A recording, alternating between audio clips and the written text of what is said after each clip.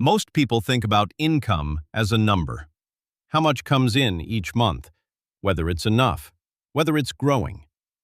But income has a structure, not just an amount.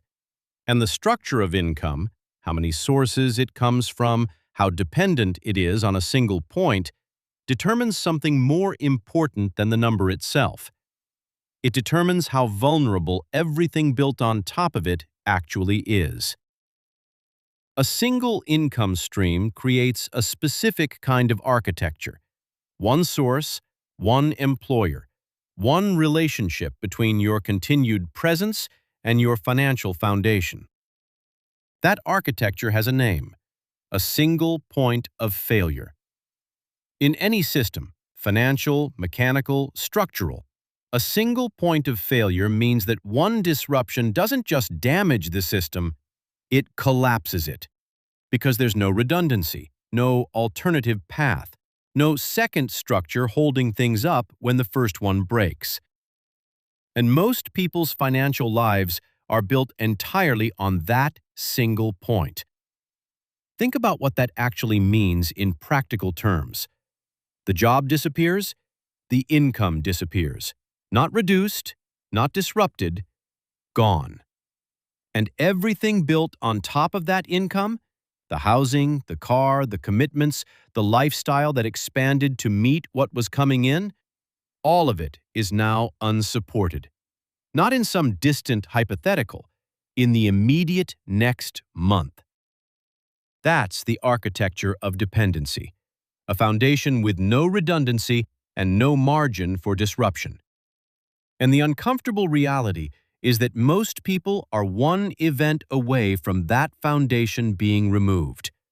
One layoff, one health crisis, one industry shift, one decision made by someone else in a meeting they weren't in. And none of those things are entirely within their control. This is where the conversation usually turns to emergency funds. Save 3 months of expenses, 6 months if you can. Build a buffer. And a buffer matters. It buys time. It absorbs a disruption without immediate collapse. But a buffer isn't a structure. It's a delay. It extends the runway before the single point of failure becomes a full collapse. It doesn't change the underlying architecture. The architecture is still one source, everything dependent on it, no alternative path producing if that source disappears.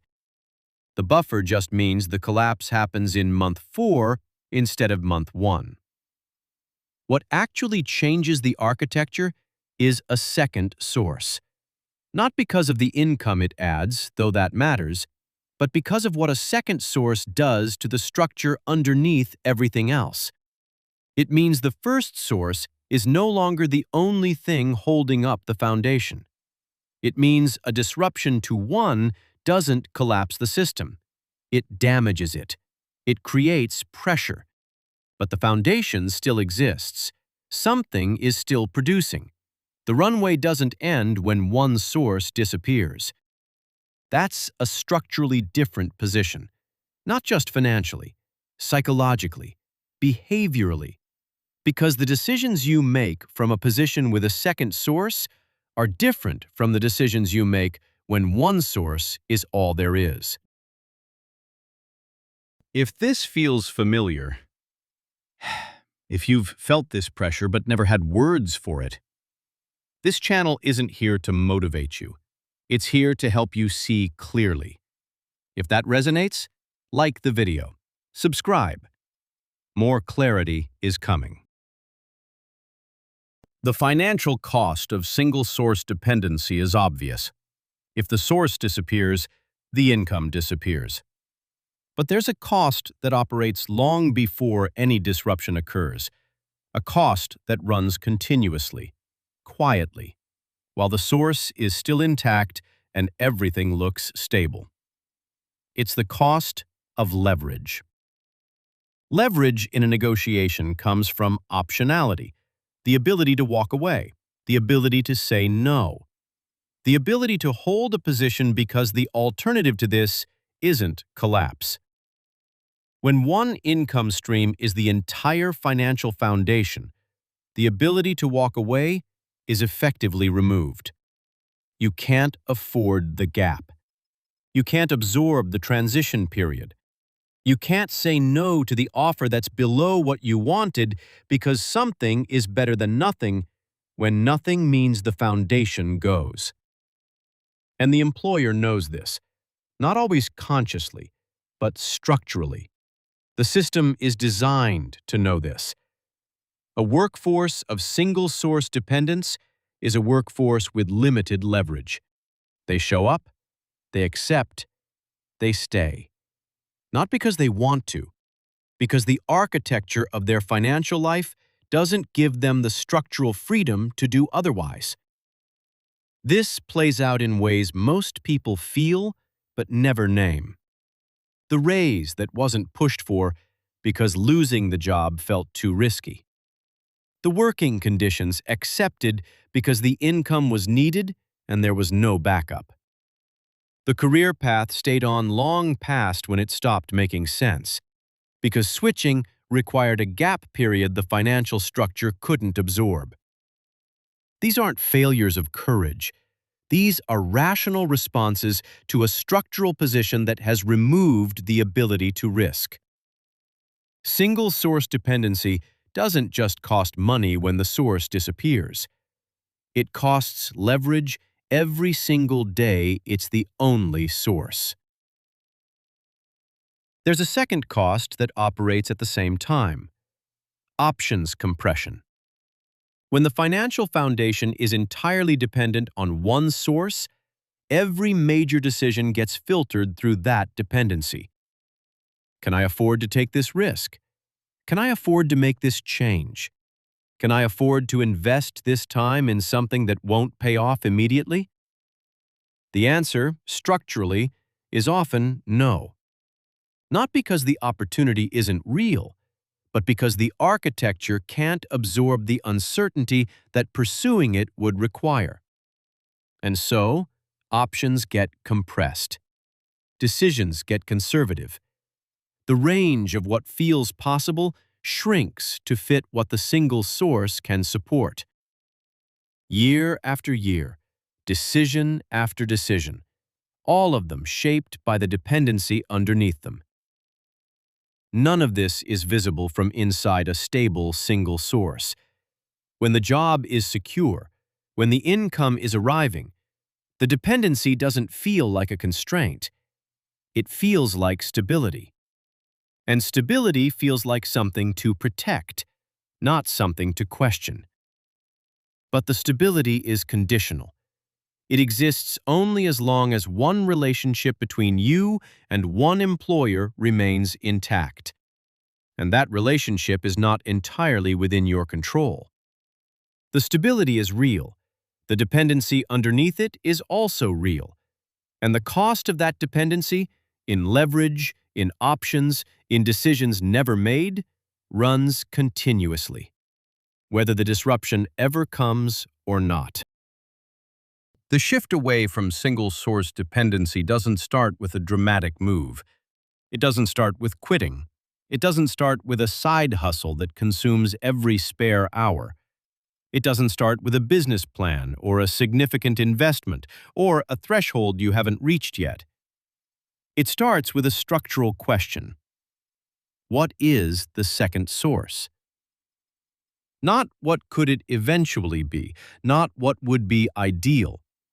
What is actually available now, at the current position, with the current resources, with the current time, that could begin producing something independent of the primary source? The answer looks different for different people. For some, it's a skill that can be applied outside the employment context: consulting, freelance, contract work. Something that uses existing capability in a structure that isn't dependent on a single employer relationship. For others, it's a small capital position, something deployed into an asset that produces a return independent of presence. Small at first, but structured correctly. For others, it's a system, something built once that continues to produce without requiring the same input every time. The form matters less than the principle. A second source exists. It produces something. And if the primary source disappears, the foundation doesn't collapse entirely. This is not about replacing the primary income. Not initially. Not for most people in the early stages. It's about changing the architecture, moving from a single point of failure to a structure with at least partial redundancy. Even a second source that produces a fraction of what the primary produces changes the negotiating position, changes the decision-making range, changes what options feel available because the cost of disruption is no longer total collapse. That's a structural shift, even if the numbers don't look dramatic. The process is slow. Building a second source while maintaining the first requires time, attention, and energy that the primary source is already consuming. There's no clean version of this, no frictionless path. It gets built in the margin, in the discretionary hours, with the surplus that's protected from the consumption cycle. Slowly, inconsistently at first, then with more consistency as the structure develops. And at some point, the second source becomes real enough that a third becomes thinkable.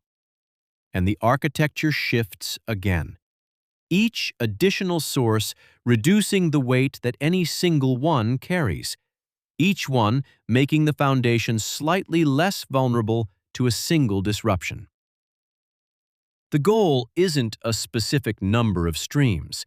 The goal is a structure where no single source holds the entire weight, where a disruption to one is a problem, not a collapse, where the financial foundation doesn't depend entirely on one relationship that isn't fully within your control. That's what the second source is actually building toward, not more income. A different architecture, one that can absorb disruption, one that returns leverage to the person standing on top of it, one that expands the range of decisions that feel possible. Most people never build it because the primary source feels stable enough that the architecture never gets questioned. Until it does. And by then, the time that could have built the second layer has already been spent inside the first one. If this shifted something for you, subscribe. Like this if it clarified something.